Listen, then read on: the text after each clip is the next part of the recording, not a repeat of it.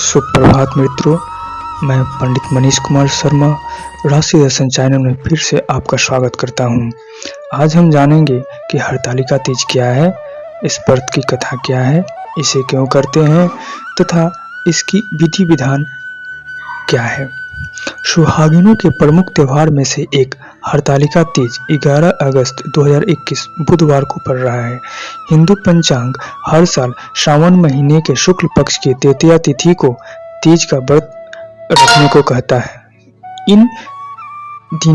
इस दिन सुहागिनें अपने पति की लंबी आयु के लिए व्रत रखती हैं। हिंदू धर्म में हरतालिका तीज व्रत का विशेष महत्व है। यह व्रत हर साल भाद्रपद नाम के शुक्ल पक्ष की तृतीया तिथि को रखा जाता है। इस दिन महिलाएं व्रत रखकर भगवान शिव और मां पार्वती की मूर्ति को, जो कि रेत की बनी होती है, पूजा करती हैं। मान्यता है कि इस दिन व्रत रखकर पूजा करने से वैवाहिक जीवन का सुख और संतान की प्राप्ति होती है। साल 2021 में हरतालिका तीज का व्रत 9 सितंबर दिन गुरुवार को रखा जाएगा। एक पौराणिक कथा में हरतालिका तीज की उत्पत्ति व इसके नाम और महत्व का वर्णन किया गया है। हरतालिका शब्द दो शब्द हरत और आलिका से मिलकर बना है, जिसमें हरत का अर्थ अपहरण और आलिका का अर्थ सहेली होती है। हरतालिका तीज के पौराणिक कथा के अनुसार पार्वती जी की सहेलियों ने पार्वती जी का अपहरण कर लिया और उन्हें घने जंगल में ले गई, ताकि पार्वती जी की इच्छा के विरुद्ध उनके पिता उनका विवाह भगवान विष्णु से ना कर सके। पूजा विधि: हरतालिका तीज का व्रत रखकर भगवान शिव और मां पार्वती की विधि विधान से पूजा अर्चना करनी चाहिए। नियमानुसार हरतालिका तीज प्रदोष में किया जाता है। सुबह उठकर स्नान आदि के बाद भगवान शिव और मां पार्वती को साक्षी मानकर व्रत का संकल्प ले दिन भर निर्जला व्रत रखें। सूर्यास्त के बाद प्रदोष काल में भगवान शिव और मां पार्वती की रेत से बनी मूर्ति को स्थापित कर पूजा करें। पूजा के दौरान सुहागन की सभी वस्तुओं को मां पार्वती के स्थान पर अर्पित कर देना चाहिए और उसके बाद व्रत कथा सुननी चाहिए। व्रत कथा इस प्रकार है। एक बार मां पार्वती ने भगवान शिव को पति के रूप में प्राप्त करने के लिए हिमालय पर्वत पर गंगा के किनारे जाकर कठोर तपस्या आरंभ की। इसी दौरान नारद मुनि हिमालय पर्वत के पास आकर कहने लगे कि राजन, मुझे भगवान विष्णु ने भेजा है तथा वे आपकी पुत्री पार्वती के साथ विवाह करना चाहते हैं। हालांकि भगवान विष्णु जी ने ऐसा कुछ नहीं कहा था।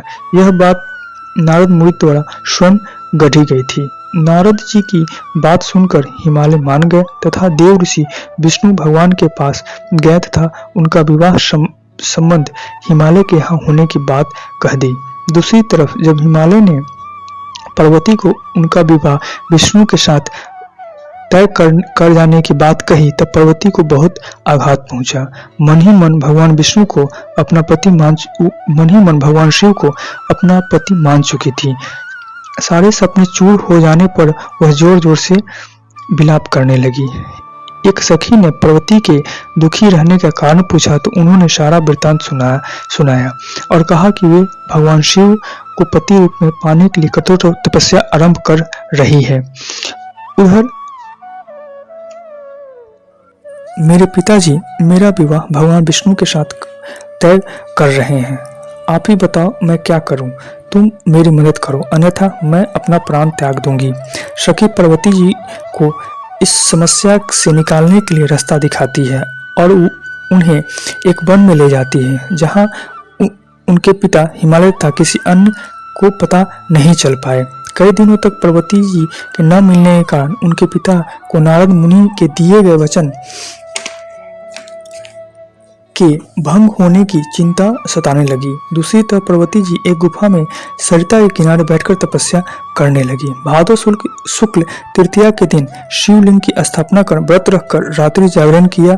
इस तरह कठोर तपस्या के कारण भगवान शिव को उन्हें उस स्थान पर आने के लिए मजबूर कर दिया। पार्वती जी के कहे अनुसार शिव जी ने भी उन्हें अपनी पत्नी के रूप में स्वीकार करना पड़ा और इसके बाद भोलेनाथ कैलाश पर्वत को लौट गए। पार्वती जी जब प्रभात पूजन के सामग्री को नदी में प्रवाहित कर रही थी, तभी उनके पिता हिमालय वहां पे आ पहुंचे। बेटी को इस सुनसान जगह पर देखकर व्याकुल हो उठे और पूछने लगे कि पार्वती, तुम यहाँ क्या कर रही हो। पार्वती जी ने उनके साथ विष्णु का विवाह तय होने की बात को न मानने तथा भगवान शिव के साथ शादी करने की बात कही। तब हिमालय को सारी बात समझ में आ गई और उन्होंने विधि विधान और शास्त्र के अनुसार भगवान शिव के साथ पार्वती जी का विवाह संपन्न करवाया। भगवान शिव हरतालिका व्रत करने वाली स्त्री को यह आशीर्वाद दिया कि जो इस परम श्रद्धा से करेगी, उन्हें पार्वती के समान ही अचल सुहागवती पति प्राप्त होगा। हरतालिका तीज के व्रत के दिन महिलाओं को सोना नहीं चाहिए और क्रोध भी नहीं करना चाहिए। पौराणिक कथाओं के मुताबिक जो महिलाएं इस व्रत में सोती हैं वो अजगर के रूप में जन्म लेती हैं। वही जो महिलाएं क्रोध करती हैं उनका व्रत फलहीन हो जाता है। व्रत के दिन भगवान शिव एवं माता पार्वती का आराधना करते रहना चाहिए।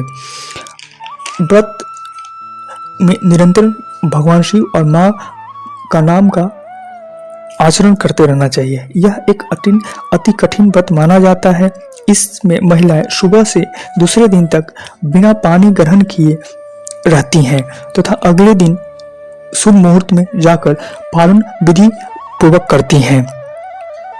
व्रत के एक दिन पहले खाने में लौकी और चने की दाल की खाने की परंपरा है और व्रत खोलने के दिन कढ़ी और चावल जरूर खाया जाता है। व्रत के दौरान पूरे तरह से ब्रह्मचर्य का पालन करना चाहिए। इस प्रकार हमने देखा कि किस तरह से हरतालिका तीज का व्रत किया जाता है, इसका विधि विधान क्या है, क्या करना चाहिए, क्या नहीं करना चाहिए और व्रत की कथा क्या है। अब मैं पुनः आप लोगों से आग्रह करूंगा कि इस चैनल और इस वीडियो को अधिक से अधिक लाइक करें, शेयर करें, सब्सक्राइब करें। धन्यवाद।